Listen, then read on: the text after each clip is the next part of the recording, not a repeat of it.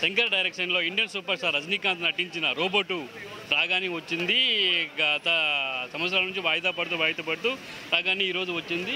ఇక్కడ ఐమాక్స్ దగ్గర ఉన్నాము. మనం ఐమాక్స్ దగ్గర ప్రేక్షకులను అడిగి రివ్యూ తెలుసుకుందాము.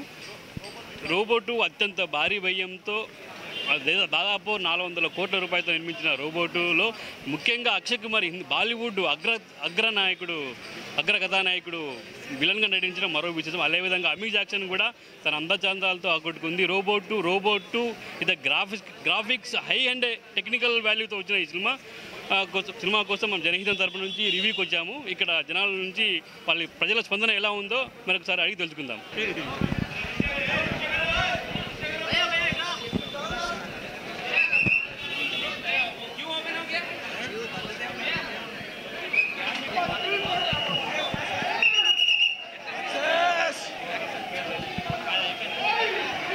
చిలకల్ని కంపల్సరీ వాటికి అందుబాటులో ఉండి మనం కూడా మంచిగా చూసుకోవటం అనేది ఉండాలి.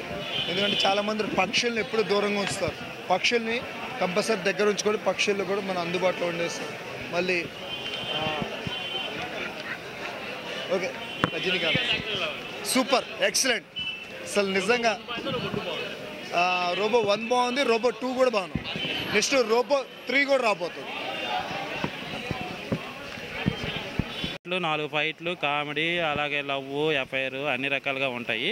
ఇలాంటి అద్భుతమైన సినిమాలు అప్పుడప్పుడు వస్తాయి. డెఫినెట్గా ఈ థియేటర్కి వచ్చి ఖచ్చితంగా చూడవలసిన సినిమా. అయితే ఇదివరకు గ్రాఫిక్స్ సినిమాలు అంటే ఓకే, గ్రాఫిక్స్ కోసమే చూస్తాం. చివరికి గ్రాఫిక్స్ సినిమాలో కూడా మెసేజ్ ఉంది. ఆ మెసేజ్ చాలా చాలా చాలా ఇంపార్టెంట్ మెసేజ్. ఎందుకు అంటే మనకి రోబో విషయంలో తీసుకుంటే రోబో కంటే ఈ సినిమా చాలా బాగుంది. మనకి ఫుడ్ లేకపోయినా బతికేస్తున్నారు, కానీ చాలామంది మొబైల్స్ లేకపోతే అసలు భరించలేరు. ఇది మనం చూడడానికి కామెడీగా ఉండొచ్చు. నేను పేపర్లో చదివాను, మొబైల్స్ కోసం గొడవపడి సూసైడ్ కూడా చేసుకునే కేసులు చాలా ఉన్నాయి. మీకు తెలుసో లేదనేది చూడండి, ఒక్కసారి పేపర్లు చదవండి. అలాంటి మొబైల్ మీద తీసిన సినిమా ఇది.